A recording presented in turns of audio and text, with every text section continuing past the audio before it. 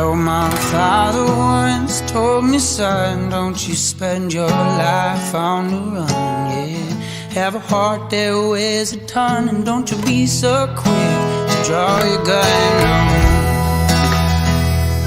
He said, son, yeah, he said, son, don't you be so quick to draw your gun.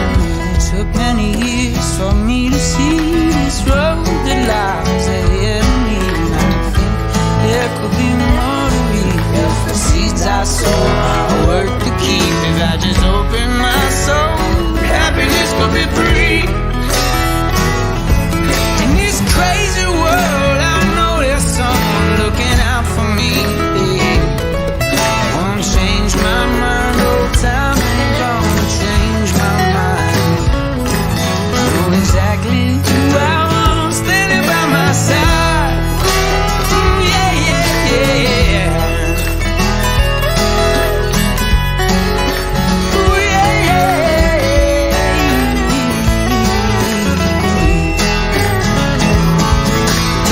God, I need you so. All the things you've been teaching never giving me hope, and a long time coming, baby. Now I know I give my word to you, and that I owe.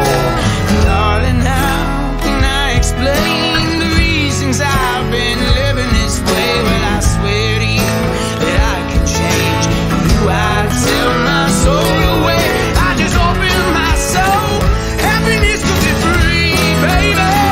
Oh yeah, in this crazy world, I know there's someone looking out for me. Oh, won't change my mind. Old time ain't gonna change my mind. I know exactly who I want standing by my side. All my friends, I need you. Can experience the whole time standing by my side. So long, I've been just an empty man with a broken heart and an open hand. Through time, I went like a grain of sand, and now I felt like the rest of the hourglass. Somehow she looked inside of me, saw the soul of a man she knew I could be. If I just put the drink down, stop smoking weed, maybe a God would finally talk to me. If I just open my soul, maybe happiness will be free. In this crazy world, I know there's someone looking out for me. Won't change my mind, old time ain't gonna change my mind. Now I know exactly who I want standing by my side. Oh, my friends, I need you. Kindred spirits of old time standing by my side. Oh, my father once, he told me, son, don't you spend your life on the run. Oh, have a heart that weighs a ton, and don't you be so quick to draw your gun.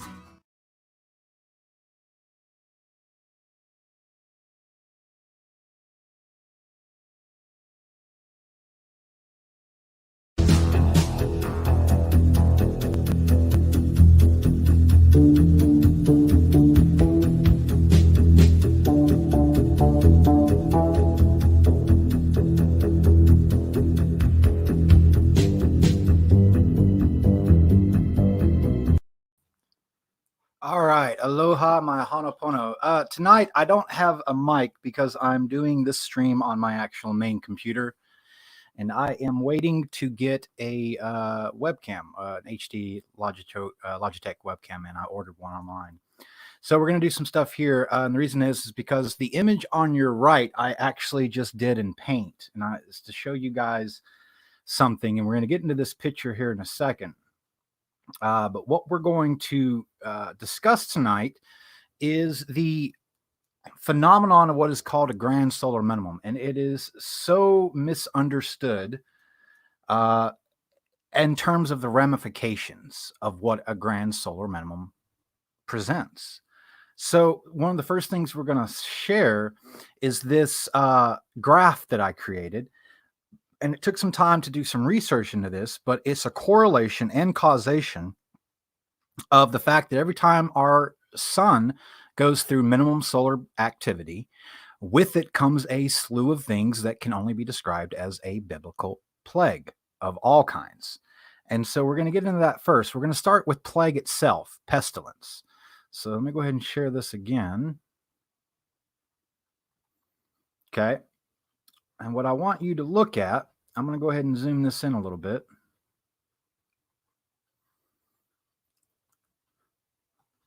So I want you to look at this. Now, this is a map of from 1600 to 2020. Okay, you see this 2020, 1600. And what you're looking at on these low dips are solar minimums. Some are grand solar minimums and some are just solar minimums. You have the Maunder minimum, you had the Dalton minimum, and then you had the modern minimum. And now, since 2016, we have been entering a new grand solar minimum, which is very similar to the Maunder minimum. Now, if you look, every time we enter a minimum and we have minimum reduction of sun activity, we have outbreaks of plagues. Starting in 1616, we had the New England plague. And we had 1629 was the Italian plague. In 1665, we had the Great Plague of London. On the upswing of that, the end of that minimum, we had the 1720 Marseille outbreak. I believe it was bubonic. And then we had the smallpox, the Great Smallpox outbreak of 1707. Now, every time we go into a minimum where we have lower activity, we have outbreaks of series of different diseases and viruses. 1793, we had yellow fever. And during the Dalton minimum, we had the first cholera outbreak in 1816. And in 1829, we had the second cholera outbreak. And then going into this lower dip here was where we had less overall solar activity. It's also can be described as a mini ice age, not the mini ice age. The mini ice age was this one. So we go into this lower activity. We have what's called the modern plague. And the modern plague is the modern form of the bubonic plague, and it has been around. It has not gone away since 1816. It still exists. In 1875, we had the measles. And in 1889, we had a huge flu pandemic, not the one of 1918. Now, as we go on the uptick, we have 1910, which was the China plague, 1918, which is the Spanish flu. That's the most famous one that we know. 1924, we had an outbreak of the pneumonic plague, which is a type of pneumonia. And then in the modern minimum, which is about between 1950 and 1970, in 1952, we had an outbreak of polio. So as you notice, from about 1990 going down, we've had lower and lower and lower sunspot activities. And when you have lower and lower sunspot activities, guess what multiplies? Pestilence. Starting in 1968, you had the Hong Kong flu. Then in 1984, you had AIDS. 2002, you had SARS. 2009, you had swine flu. 2012, you had MERS. And in 2019, you have COVID-19. Now, this is where our sun activity is right now. It is almost non-existent. As we move forward in the next 25 to 75 years, we are going to be entering no sun activity. And with that comes tons of different things. And what I'm going to get into that So, first thing we're going to look at is, let's see, where's all my, well, boogers. I don't have my stuff loaded up. So give me 1 second. I got to look into my history. And then I got to pull up these, I swear I had them. Anyway. So here we go. All right. There. Boom. Beautiful. All right. So I'm going to share this now. And we're going to go deep into what a grand solar minimum actually causes. It causes a lot more than just bad crops, if that makes sense. All right, so here's the first one we're going to look into, and it is this. Now, I want you to pay attention to this. We're going to go down here, and we're going to start right here where it says additionally. So additionally, we have to inject disease, plague, and pandemics. He's talking about anytime we enter a grand solar minimum. When we add this data, then we begin to see it as a lack of sunspot activity that leads to disease, plagues, and pandemics. This, in turn, feeds migrations and was a leading cause to the invasion of Europe by the Huns. However, it was the Huns pushing west that drove the Goths to invade Rome. And this decline of the Roman Empire was also caused by climate change. Scientists have used tree rings to catalog the climate's history. In fact, trees grow more during fertile years than a result of thick tree rings. During dry years, tree rings grow far more narrowed and thus identify the climate cycle. Wood samples from sites throughout Europe collected from ancient Roman ruins have revealed that the decline and fall of the Roman Empire coincides with a period of unusual thin rings, implying cool and dry periods. Here's the thing. That's the first thing you need to understand. So that when we enter grand solar minimums, empires fall. If you look at this map right here, it says the rise and falls of empires, nations, and city-states based off the energy output of the sun. Now, in probably about 2700 BC, the Sumerian civilization peaked. Now, this trough here is where there's low activity, and the Sumerians fell around this time. Then the rise of the Egyptian Empire when sun activity was at its best. Then as we go down, you start to have a decline in that, and then the Miocene peak of that civilization. Now, when we went into our first grand solar minimum, the Egyptian dynasty collapsed, the 18th dynasty specifically. And then after that, they collapsed when we started getting out of a grand solar minimum. We had the Phoenician peak. Then when we get back down, we had the Sea People invasions. Because what happens is, we're going to get into this, the grand solar minimums causes a lot of things to include war, because wars are almost predominantly fought over resources. It's only been over the last 100 years that we've been fighting wars based off of idealism and not resources. You see, we'll just bomb a country indiscriminately if we don't need anything from it. You know, that is to include art and all the things that are considered non-essential in this mindset. So then we go back up to the around 700 BC. We had the Athens peak of the height of their empire. Then you get down into the Peloponnesian War, which happened around 300 and 315. You had Athens collapse when Sparta invaded the city. And then afterwards, you had the rise of China.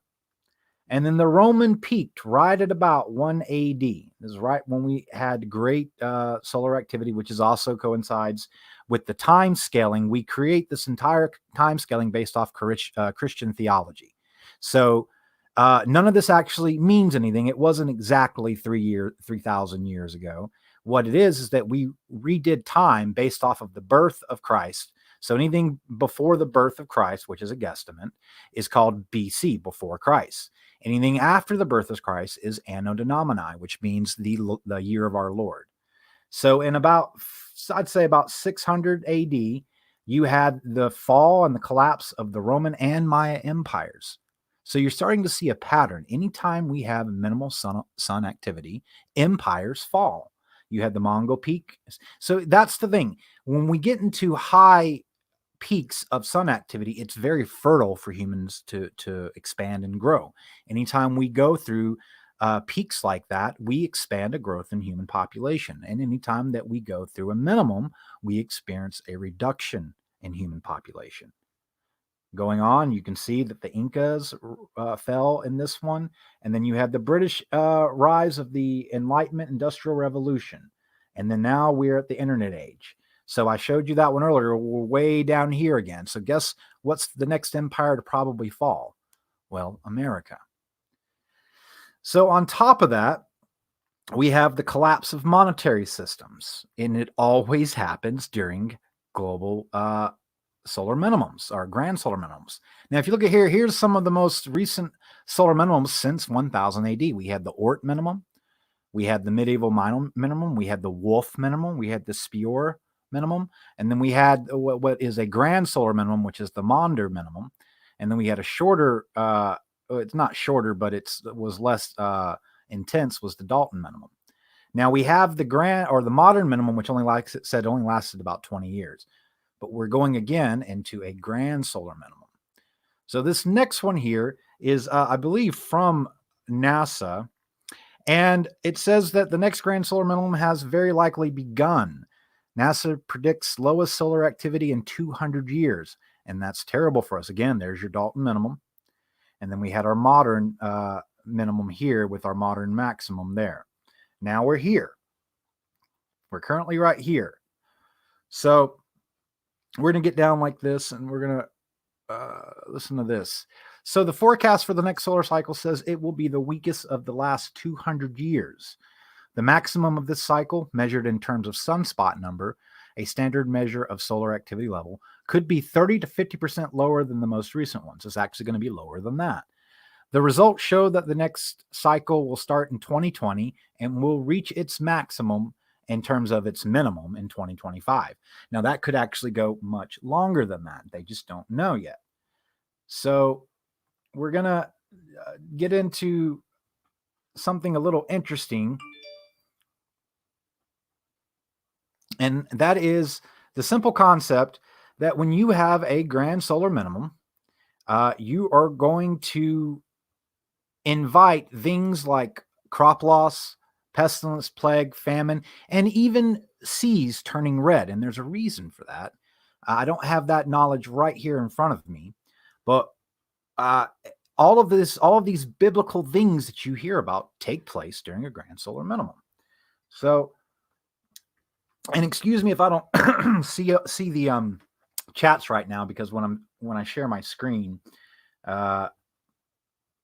it does some weird thing.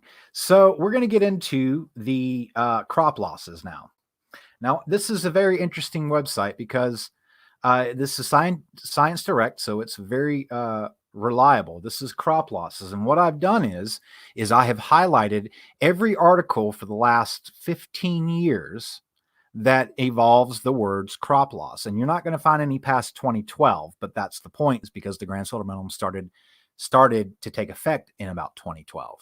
So we're going to start going down and looking at all of our crop losses across. Now, I told you that we had significant crop losses, and this is where I get my information from. We're just going to skim through this. So you've got the effect of pests and disease on palm oil yield. See, the palm oil yield is down up to 80. It is down up to 80% because this was back in 2012. We've lost 80% of our palm oil now. You go down to gene editing in plants. So crop losses caused by pathogens, animals, and weeds are estimated to reduce global agricultural productivity between 20 and 40%. And this was in 2017. Chickpea. Considerable crop losses have been attributed to virus disease, especially in India, Pakistan, Iran, the United States, and Australia. Then we go down to more of the diversity dynamics and role of food safety. Although crop losses due to plant pathogens infections are important to human health in terms of food and safety, food security, going down there. So when we go a little bit further down, and we're getting to this is another thing that grand solar minimums cause, and that is a huge increase of mice and rats. And so we're looking at the integrated management of rodent pests, and this started in 2014. Besides the crop losses, rodents inflict severe damage to perennials such as fruit and plantation crops. Now, what happens when you cannot go into your crops, your crop fields, and pull your crops out of the ground because it's too wet and too cold? You have to leave them in the ground until the conditions are proper for you to get in there. And all that time that they're not usually in the ground is when these mice and rats start breeding. And when you give them an ample supply of food, they'll breed like crazy. And what do rats and mice carry? They carry diseases such as bubonic plague, such as hentavirus, such as all of these different As a matter of fact, 65% of all diseases that have ever affected mankind have came from, you guessed it, rats. So, in exhaustive reviews on rodent damage, I can't pronounce their names, reported that apple, peach, pecan, and plum experiences anywhere from 17 to 40%, 2 to 7%, 1.6 to 6.7%, and 1 to 2% rodent damage, respectively, in the Himachal Pradesh. We go down a little bit further. You got nanopesticides. Fungi causes crop losses worldwide. Guess what fungal infections and fungi thrives in? Little to no sun activity. So a lot of people that are planting crops today are having their crops die, even in backyard gardens, because of the fungi eating the roots, causing your plants not to get the nutrients it needs and dying. And so we go down a little bit further. I think that's it. Yeah. So that's a good one on crop losses. Can go ahead and stop sharing that. And then we'll go into this next one, which is obviously something that a lot of people aren't reporting on, but it absolutely coincides with the grand solar minimum, and that is locusts. So let's look at this. The second wave of locusts in East Africa is said to be 20 times worse. Now, I did a couple of videos on these locusts, and it's about 8 weeks now. It's been about 2 months since I first reported on this. And I read an article that at the time, the locust population that was up and down the eastern coast of all of Africa was about 360 billion locusts. Now, they said that if they didn't contain this problem now, that the next wave would be up to 500-fold more. So so that means 18 trillion. And guess what we got? 18 trillion locusts because they didn't do anything about it. So the UN warns of alarming and unprecedented threat to food security and livelihoods in the region. Now, all of this is related to food. Empires rise and fall because of food. Populations rebel and revolt because of food. And when I mean because of food, I mean a lack of food. A grand solar minimum makes it to where all of these breadbasket lands that has been growing these wonderful crops for the last 200-300 years are no longer suitable because of the migration of the patterning of our Earth, and that's correlated with the sun. So a second wave of desert locusts is threatening East Africa and estimates that it will be 20 times worse when the plague that descended 2 months ago. It's the same plague. It's the offspring of the first plague. It's the same plague. It's no difference. There's just more of them now. The locusts present an extremely alarming and unprecedented threat to food security and livelihoods, according to the UN.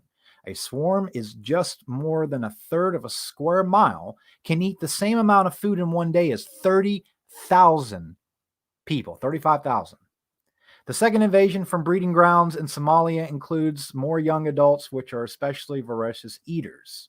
Now, if you look at this picture here, you notice that these locusts, they're grasshoppers. But what happens when they become locusts? They go through a metamorphosis. They change. They get bigger. They get more volatile. They get the ability to travel further. And then at a certain point, when they're eating thousands and thousands of pounds of crops for weeks on end, all of that protein turns them yellow. And the moment they turn yellow, they are poisonous. That means that ducks won't eat them, geese won't eat them. Anything that you can think of that could eat this will not work. Humans can't eat them. It'll poison humans. So, and the thing is, it only takes about 2 weeks for them to go from that to poisonous very quickly. Uganda reported two swarms arriving last week from neighboring Kenya, further destabilizing food security and all the livelihoods of people in the east and north of the country. The insects that they follow spring rain, seeking emerging crops and other vegetation. So the situation is that okay, grand solar minimum. We've got crops that have been wiped out. We've got potatoes that have been wiped out, sugar beets that have been wiped out, palm oil, canola. These things are not just made for food. These things have several hundreds of applications that like wheat, for an example, goes into, flour goes into, hair products, soap products, products that you wouldn't think that have food in it do. A lot of your medications have different proteins from say wheat and barley, for an example.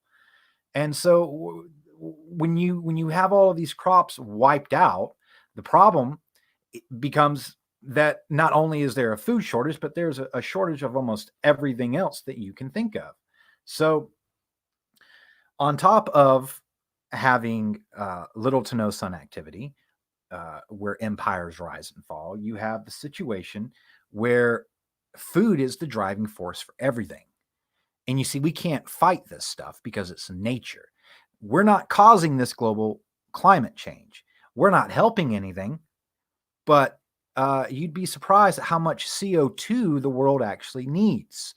And we don't produce enough CO2 on the cubic level to make any difference whatsoever. All of this climate change is coming from the sun, and it's cyclical, just like the picture on your screen. That's a circle, right? That's all what nature is. It's a circle. We've just gone back around to this cyclical thing where every so often, when the sun reduces its sunspots and its coronal mass ejections and the like, it kills crops. And when you can't feed people, people with revolt, people die of starvation. There's poverty, there's famine, there's war and rumors of war. It sounds familiar, right? Well, the revelations of the Bible is equated to the revelations of the Quran, is equated to the Kali Yuga of Hindu society, it's equated to the Hopi prophecies, it's equated to the Cherokee prophecies. It's all telling you the same thing, right? These prophecies of end times. I don't think they're prophecies at all. I think they're simply the very last little remnants of the knowledge that we had the last time we got so sophistically advanced that we relied more on technology than we did on our own ability to survive. It causes mass destruction. When Rome fell, on top of the grand solar minimum, when Rome fell, we went back 400 years in technology. We lost all of it. We lost the ability to have running water. We lost the ability to create aqueducts and all of these things that made society easy, right? It's no longer easy anymore because we're going through another cycle of sun activity where it's at its minimum. And there's nothing biblical about it. I mean, it is, regardless if you're a Christian or not, there's nothing biblical about it. However, how people respond to it and how societies respond to it will be biblical, because you're going to see a reaction that humanity has not seen for quite a long time. And we don't remember how bad it was the last time, because humans, we have this little thing where we tend to forget and push to the back of our minds those things that are most traumatic in our lives. They always change our lives. But when you have something traumatic in your life, eventually you push it to the back of your mind. It's always there, but you forget it until something re-triggers that trauma. And in the same way that an individual can have something in their life traumatic that they can hide and then it triggers later, the human consciousness is the same way. The human consciousness is much older than any one human being, right? It's a collective of knowledge. It's a collective of events and scenarios. And so when we go through these birth pangs again of resetting society, because guess what? This is what's going to happen. We're going to reset society. Empires are going to fall. Many, many people are going to die of starvation. And I don't say that with a lack of empathy. I just have to give you it like it is. It is a fact that people don't want to realize. It is a fact that people don't want to accept. They want to bury their heads in the sand because they have grown accustomed to normalcy bias. They just want things to continue the way it has always been. and it just won't happen anymore. All right, so I'm going to get into some questions, and we're going to start right here with Mr. Daniel. All right, so is the solar minimum what's making the sun white instead of yellow? I've also noticed that my garden plants are already showing red leaves. Yes, that has everything to do with why it's white and not yellow. Now, I've heard many times people saying a simulation sun. Well, first off, you give humanity way too much credit if you think we have the capability to put a simulated sun up in the sky. No, it's white because it's not as hot. The heat of the sun doesn't work on the same magnitude as say a fire does. When you have a fire that uh, is hotter, it burns at different temperatures, and a white when you have white in a flame, that means it's really hot. But in terms of sun solar activity, that's not the case. When it's yellow, it's healthy and it's active. When it's whiter, it's producing less heat. Therefore, it's not shining out in our visible spectrum of Roy G. Biff how it should be. So that's one thing. And then let's see. Oh, well, I got to share this one just because my cannabis plant I got mine growing. So he says his is red. The beans and peas are just coming up and all have red along the edges of the leaves. Not normal at all. Pot can be red at times, but not like this. So my pumpkin plants are actually starting to not wither, but the initial leaves are. So I'm thinking it's just the natural cycle for that. But I do know, and I don't know if yeah, Iquin Prepper is in here, and she does a lot of different types of plants. She knows a lot more about plants than I do.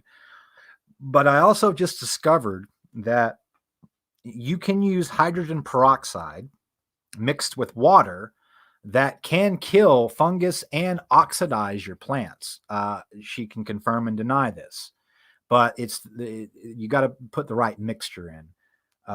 But I started doing that yesterday, and I noticed that some of my plants that were dying are coming back to life, and I think it's because there's fungus in there because I had a couple of mushrooms growing out of my garden soil. So that's something, and I would look that up online to do some research on how to find the proper mix. I looked up the proper mix, and I did it. So I haven't had any problems yet, but I've been keeping an eye on my marijuana plant. So yeah, the more you know. I recommend, if you guys don't have it already, get Poor Richard's Almanac. That it's going to tell you the different sun cycles and things like stuff like that. However, I would warn not to go by it so adamantly. All the books that we've written on when to plant crops, that's going out the window, and it's going out the window very, very fast. Because this grand solar minimum is throwing off our sun cycle so much that we're having. Think about how cold. Who had a cold April, right? We're almost into May now. I haven't been in North Carolina very long, but I've been here more than 2 years total, and I have never had to put a jacket on in April. I've never had to bring plants in April because it's too cold, and that's the problem when we get wet, damp conditions combined with cooler atmosphere. It causes frost, right? And if you do some research all across Europe and in Asia, Central Asia, plums and apricots and peaches have been frozen this last month, wiping almost all of them out. We've lost 50 or 60% of our apricots for this year. So as we go further into this grand solar minimum, more and more crop losses will become prevalent. Yes, Who Flung Dung brings up a good point that seasons are mixed up.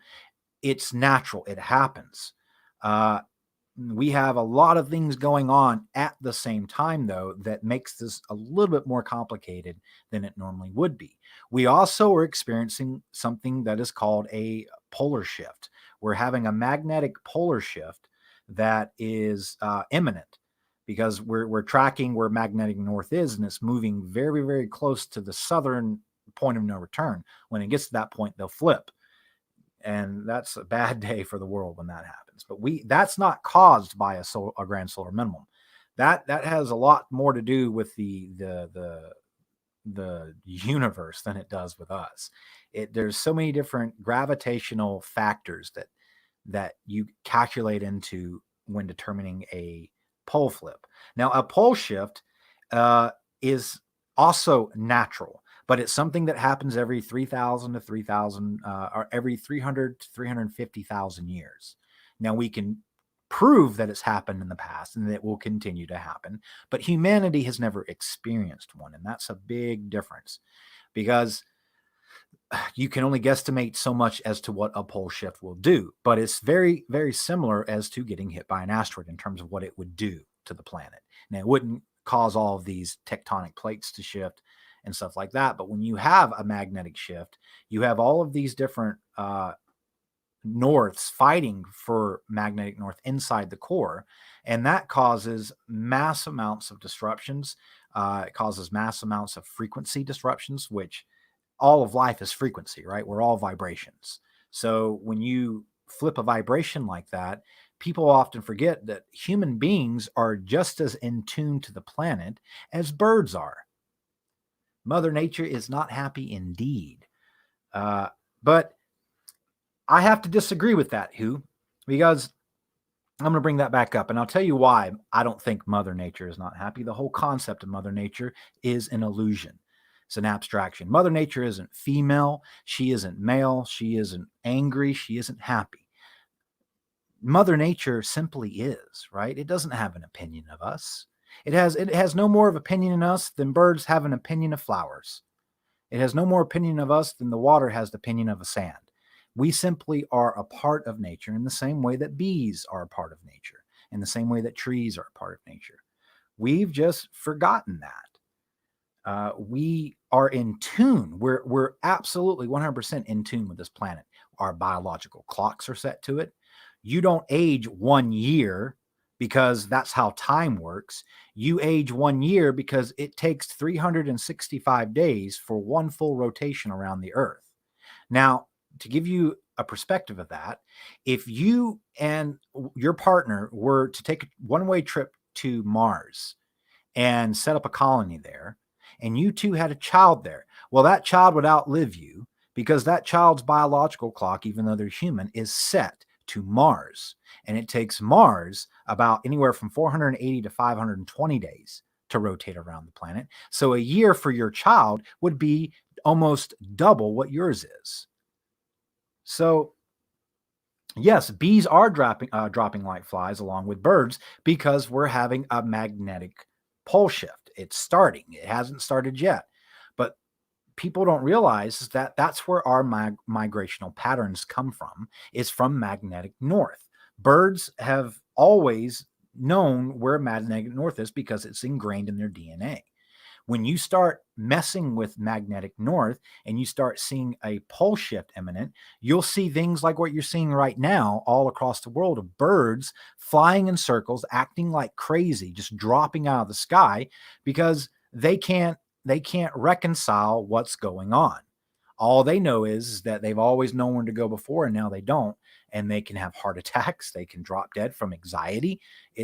Look, we're all very similar to each other in terms of mammals. We all breathe air. We're all attuned to the magnetic north. So when that gets disrupted, it also disrupts us as well. So Daniel says there's a difference between a magnetic pole shift and a crustal pole shift. I'm talking about a magnetic pole shift. Yes, magnum plumes show that we don't go through crustal shifts. Magnum plumes are hot spots. So we do go through a crustal pole shift. It just has to be influenced by something bigger than the Earth itself. And what I mean by that is something like an asteroid, something that physically causes that the joule, the amount of energy that is required for a crustal pole shift is infinitely higher than anything that the Earth in of itself can create, unless it was just to blow up, and then, who would care at that point? We'd all be dead. I'm talking about a magnetic pole shift, and that is dangerous because it can cause tectonic plates to shift, but not through the crust, just through how the energy of north works versus it being someplace else. It's a science I'm still not 100% on in terms of fully grasping, but I do know that that Daniel was right, that there are two different types of shift. This is a magnetic pole shift, which is better in certain circumstances and worse in others. Just like anything, take it with a grain of salt. And this pole shift could happen next year. It could happen tomorrow. It could happen 10 years from now. It can happen 100 years from now.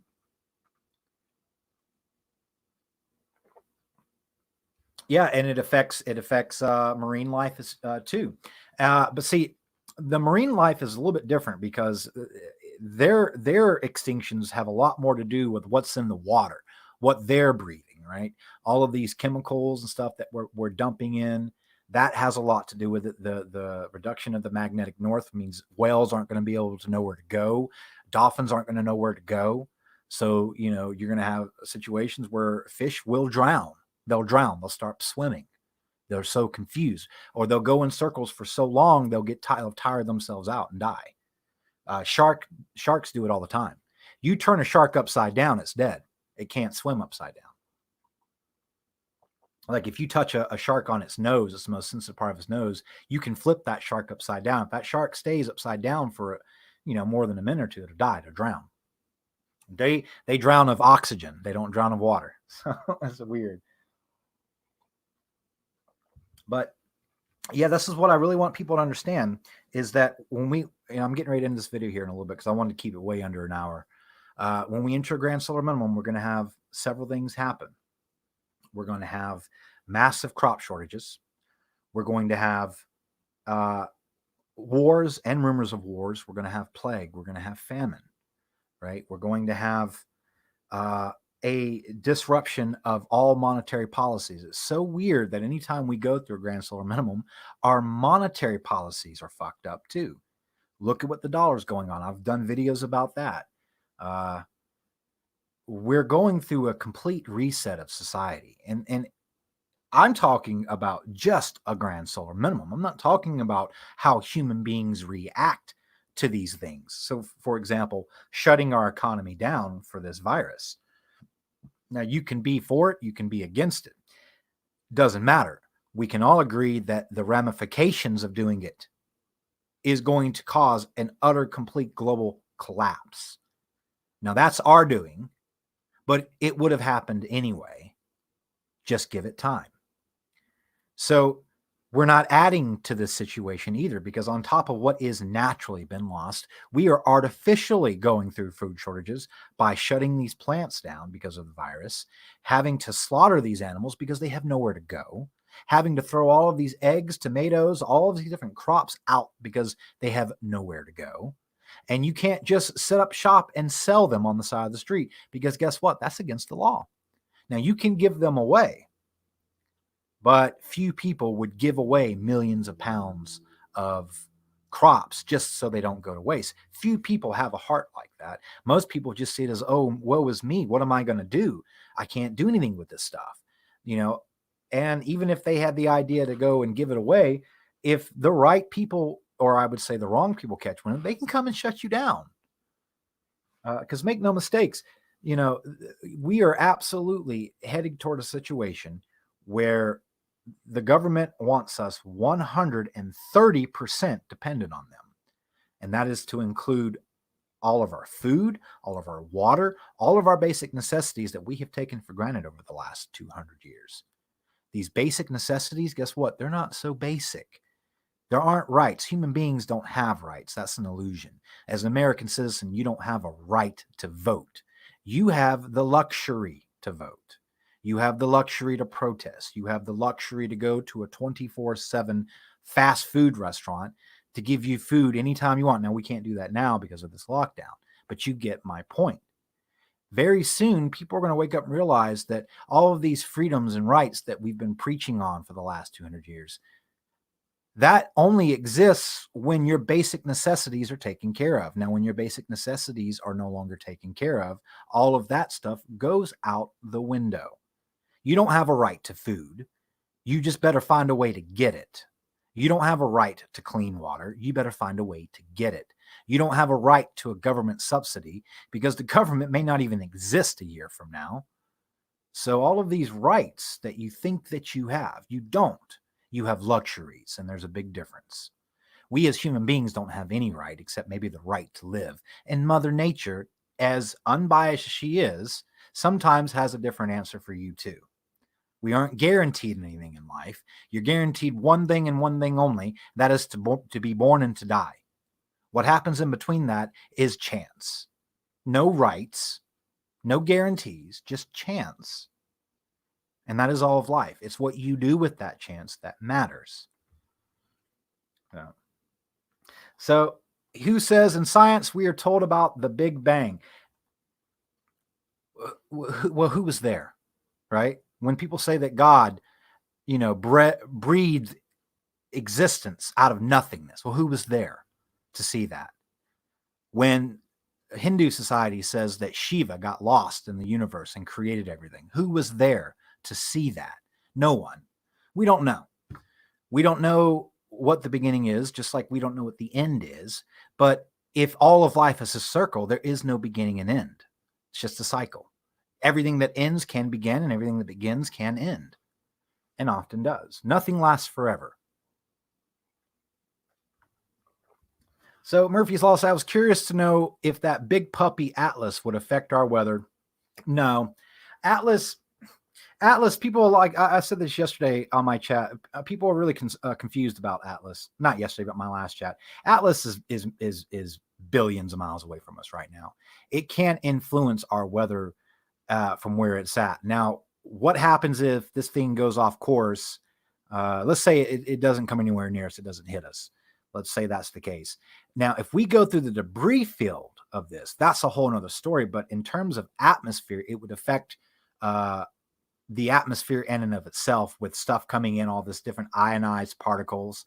The fact that our magnetosphere is weakening means we are subject to more cosmic radiation and gamma radiation and all of these different types of radiations that are detrimental to human beings.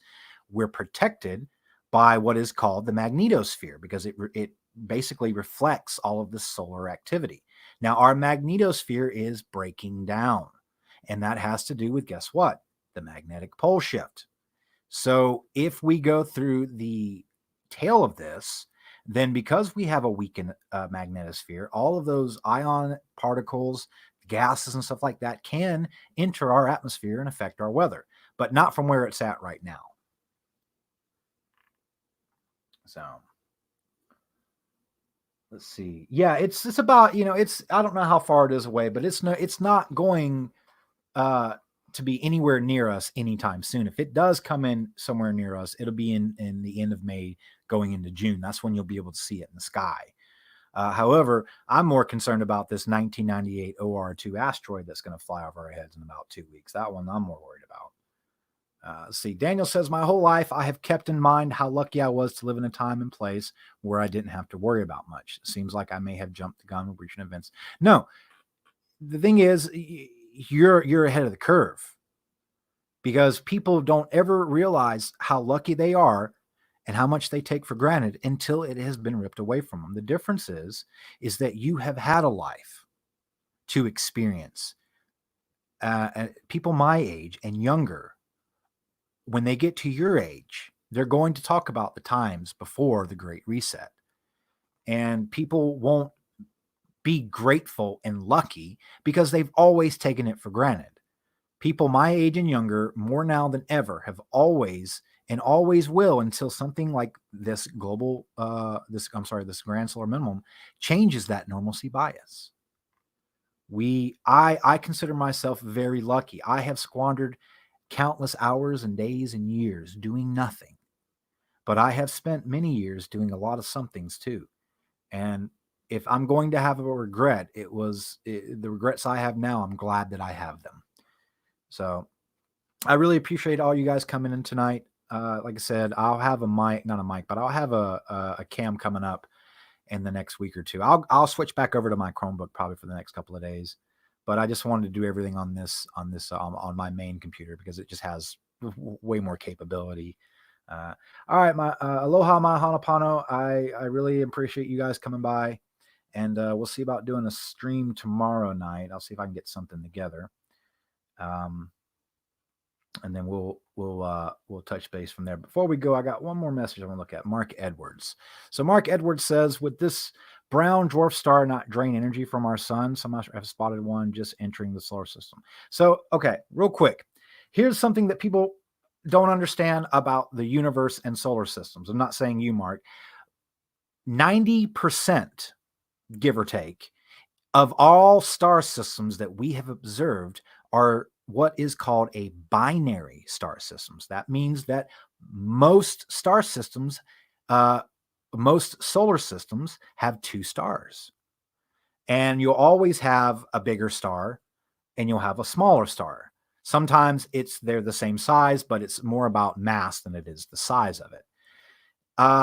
Scientists have always questioned whether or not what makes our solar system so special that we don't have a second sun. Now, there's been a lot of speculation that there is a second sun and that it is a part of our solar system. It just has what is called an ecliptic orbit, which means it's this very elongated orbit that goes around our sun. And there's been some theory, like with the whole Nemesis star system, Nibiru, all that stuff, that these planets are a part of that solar system. So it's like a mini solar system going through our solar system. And two scientists with a lot of credibility and a lot of credentials have discovered the hypothetical spot for Planet 9. In fact, if you download this star map called Star Walk 2 and you look up in the constellation of Orion, you will see Planet 9 there. But if you click on it, it just says this is where the hypothetical planet is supposed to be if it's to be proven true. So anyway, I hope that answers your question, Mark. It could be. Now, your question was, would it suck the energy from it? No. If anything like that, if anything else, our sun sucks the energy from that. It's a battle of gravity is what it is. And the gravity of each body, whether it be a star or a sun is a star, sorry, or it be a galaxy or anything like that, it has everything to do with its mass. Our Earth has X amount of mass. And because our Earth has more mass than the moon, the moon is locked to our gravity. In the same way, because of the mass of the sun, every planet in the solar system is locked to its gravity. Now, if this brown dwarf star that you're talking about, I need to read up on that, see what you're talking about. If this brown dwarf star was to come in, its gravity would not be greater than ours in terms of mass. So therefore, it would correlate with that. And if anything, the energy transfer would be from the brown dwarf star to our sun. It would steal that energy. I'm not fully caught up on that, but I think that's probably about, the gist of it. All right. Aloha, mahonapono. I'm going to get out of here. I'm going to keep my promise to keep it under an hour. So I will see you guys next time. Talk to you later.